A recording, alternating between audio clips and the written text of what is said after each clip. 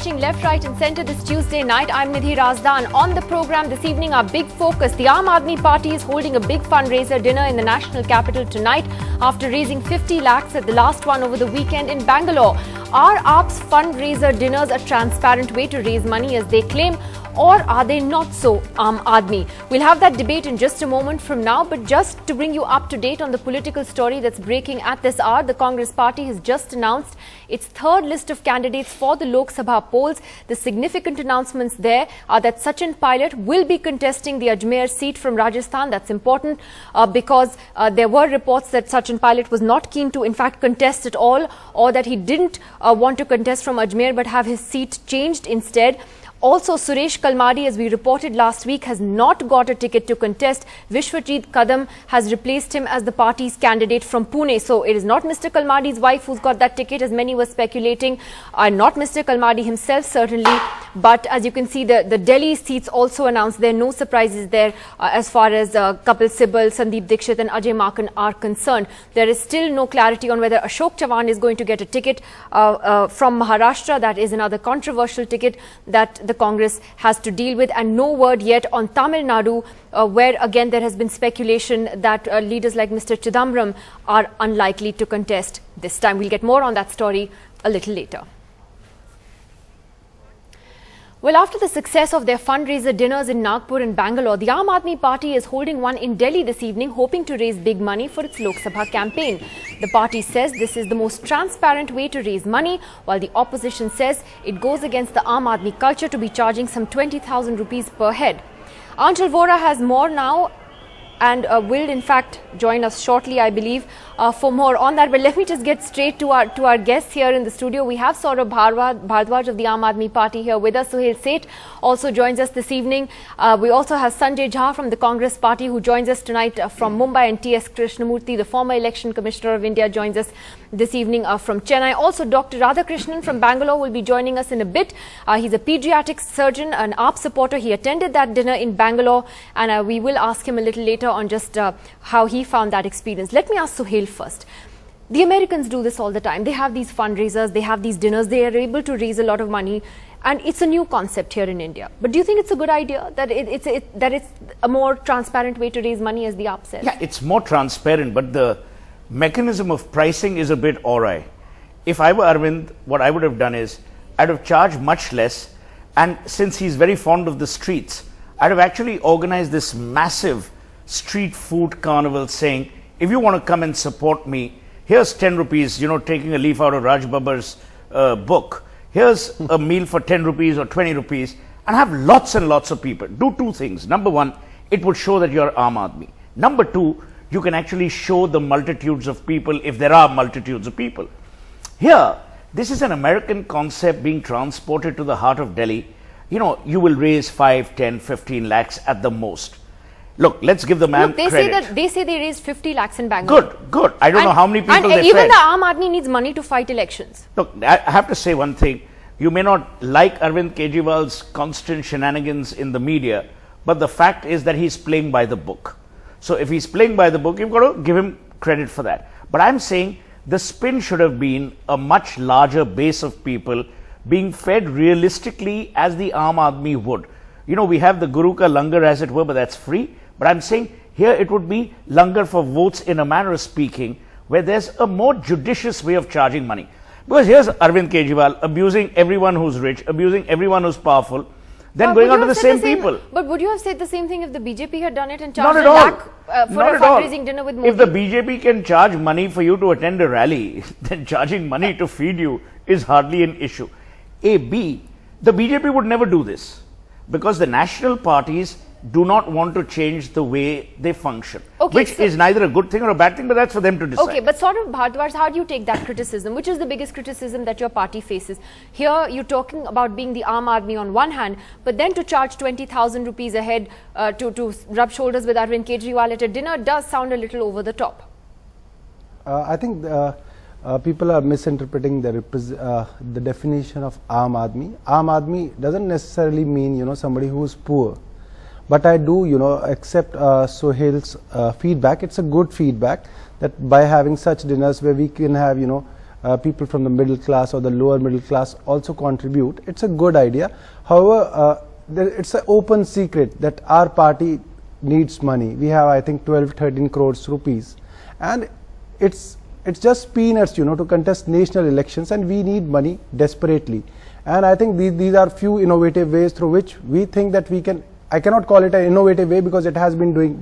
People have been doing it in US and all, but it's one of the ways. But we are open to all kinds of feedbacks. If there is anything we can do legally to get good white money, we are open for that. So you can invite me for free dinner for this free idea. No, but on a more serious note. But what you're saying is that you're being honest here. You're saying that look, we need the money. We can't do it. This is the best way to get the big money in order to contest elections. This is where the Election Commission Nidhi is toothless. Yes, exactly. Because the amount of money they allocate per seat, that money is not being spent. People are spending far more money. I've been told that at least 10 to 11 crores is spent on a Lok Sabha seat in urban metropolises. Look at the amount of advertising these parties are spending money on. I mean, it's ridiculous. An Economic Times report says that as much money as is spent on a US presidential election will be spent in this election. I mean, it is a disaster to assume that people are going to follow the norms. So if these guys are doing it, do it. But there will be that criticism. I want to ask Jainarayan Vyas of the BJP, who joins us tonight from Ahmedabad. Mr. Vyas, why is the BJP though critical of the AAP's decision to raise money this way?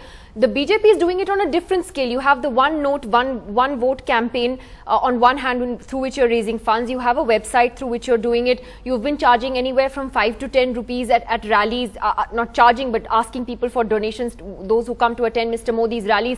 So you're also doing it in a different way. Why criticize the AAP? Well, we are doing it in a different way, very rightly you said, and I think normally we would not have done that. But, Aam Aadmi Party are yet to explain about their relationship with the Ford Foundation. They are yet to explain about those 16 questions which the High Court has raised about the sources of funds.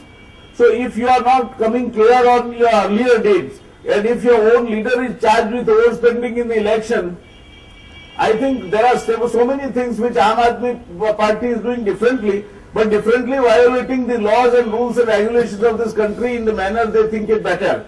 So that is where the credibility is totally under cloud and 100% question mark. That is why we are questioning them.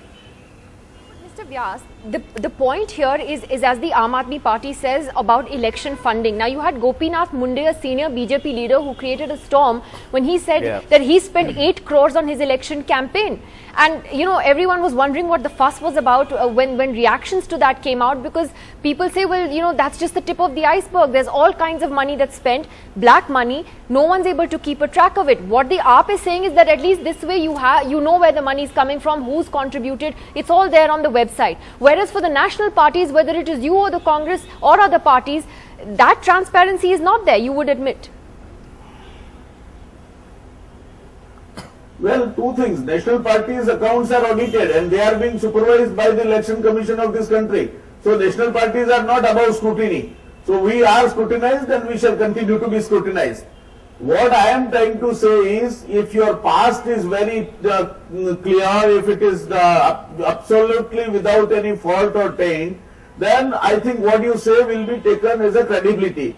If your past is that of a party which doesn't believe in constitution, where the leader of the party says, yes, I am an anarchist, where you have to explain your source of foreign funds, where even Anna Hazare raised some questions on the money that you had collected, all sorts of things which are being talked about by Aam Aadmi Party. Now they are up to another kind of a new trick, because they have perhaps exhausted their old ways of collecting money. This is one new way, according to which they are collecting the money, which they are going to say that they are collected through official routes. There is no guarantee about the money and from where they are coming and how they are contributing. But would argue that it's more transparent than what the other parties are doing. Because the past is not good. I am amused to hear, BJP is charging this on AAP, and it's the same rhetoric. You call any of their spokesperson, they have these 5 lines and they'll keep repeating this stuff.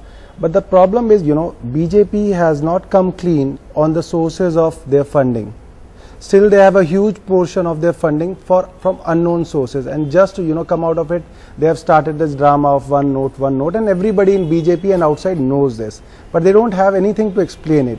They are not ready to come under the purview of RTI. They are not ready to explain it, and they are talking all this rhetoric. Let me just take this to Mr. Krishnamurthy. Sir, as the former election commissioner, what do you think of the AAP's idea to have these fundraising dinners? Do you believe it's far more transparent than the processes that political parties currently employ, which are really not transparent at all? No, first of all, let me tell you, legally there may not be any objection for having a paid dinner, but there are many implications. First of all, you are getting over the donation restrictions and regulations by getting money through the dinner. If there are donations about 20,000 rupees, they have to be reported to the Election Commission. They have to be accounted for in the books of the party. Now, these 20,000 rupees collected for a dinner certainly can be shown without any name of the donor. So it is not as transparent as many people think it to be. Secondly, the money received is from corporate houses. That means you are following the old practice of getting money from corporate houses, and after all, policy is going to be influenced by such contributions.